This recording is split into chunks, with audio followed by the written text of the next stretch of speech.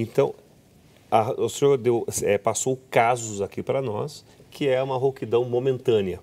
E o caso de uma prolongada que realmente estava dando anúncios de uma doença mais grave. Sem dúvida, sem dúvida. Que hoje se fala no câncer também, não é isso? Sem dúvida nenhuma. E você sabe que o câncer nunca é demais a gente falar. As pessoas não gostam que fala de doença, né? Hoje a moda é falar de bem-estar, falar de saúde, mas a doença está aí nos rondando. E o câncer de laringe ele é muito comum no Brasil.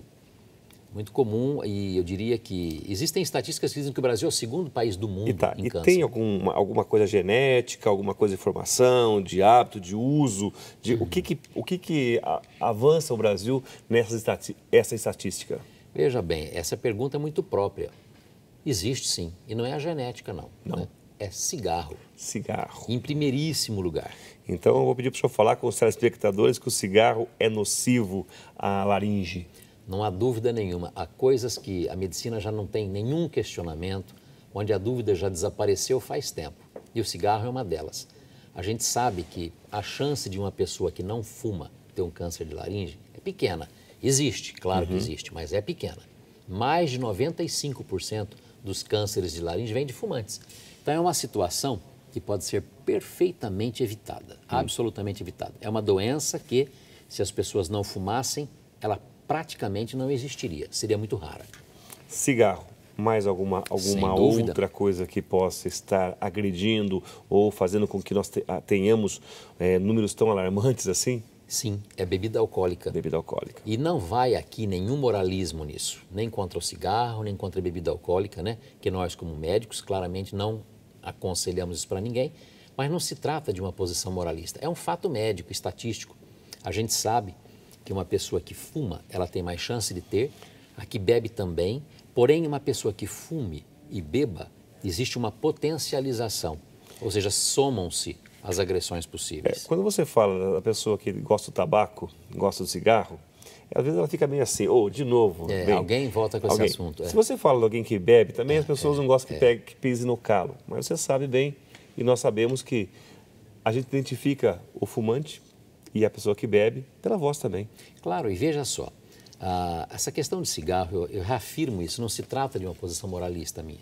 Tanto que eu não me importo, se alguém quiser fumar dentro de um carro meu, eu não vou achar aquilo o fim do mundo, né? Não é isso. Ou mesmo na minha casa, quando você recebe uma visita, não é esse o ponto. Essa opinião não é por preconceito, ela é médica, ela é técnica, ela é científica. Hoje o mundo está realmente assim, com evidências máximas de que o cigarro é realmente um elemento muito importante. E quando a gente fala de câncer de laringe, ele assume em primeiro lugar. Mas veja bem, o cigarro não faz mal apenas para o câncer de laringe. Quando nós falamos de voz, o cigarro também afeta a qualidade da voz.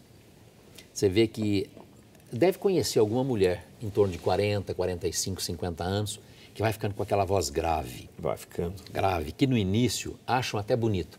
Porque no Brasil existe esse conceito de que a mulher de voz grave é mais sensual. Até um limite. Depois aquela voz vai ficando tão grave que parece voz de homem.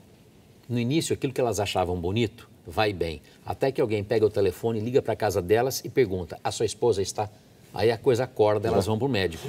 Então, isso é causado por cigarro também. É um edema, um inchaço, que formam pólipos na corda vocal, que fazem uma voz muito feia. Doutor Agrício Crespo, aqui conosco, ele que é otorrinolaringologista, garganta e voz. Vamos chegar no assunto de garganta. Convidamos agora, vamos ouvir o que o povo tem a perguntar na rua. O povo pergunta na rua. Vamos lá?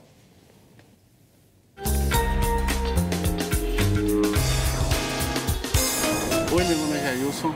Eu queria saber se toda dor de garganta precisa de antibiótico. Olha a pergunta do povo na rua. Não deu para a gente aqui se toda dor de garganta precisa de antibiótico. Essa pergunta é muito boa.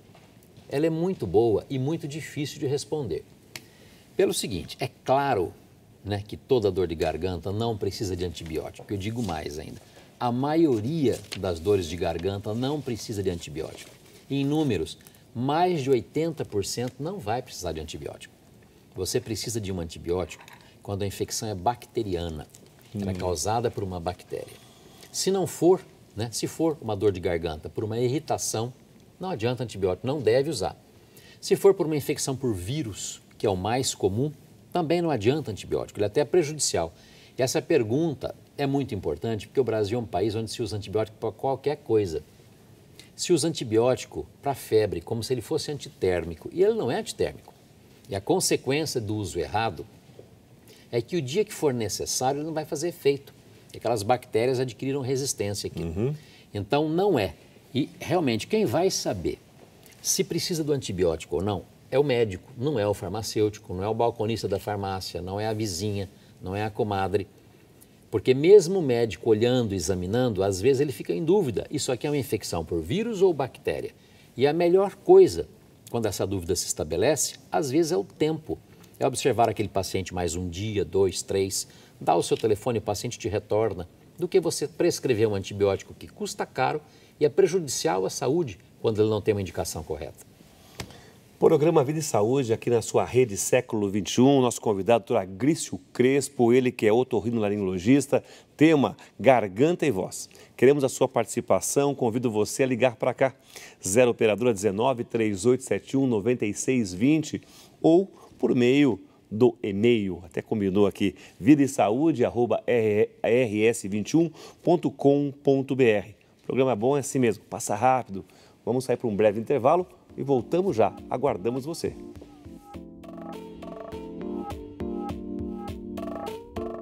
A água sempre é uma dica muito importante, embora a maioria das pessoas saibam da água para a voz, do quanto ela é importante para a voz, sempre vale a pena reforçar.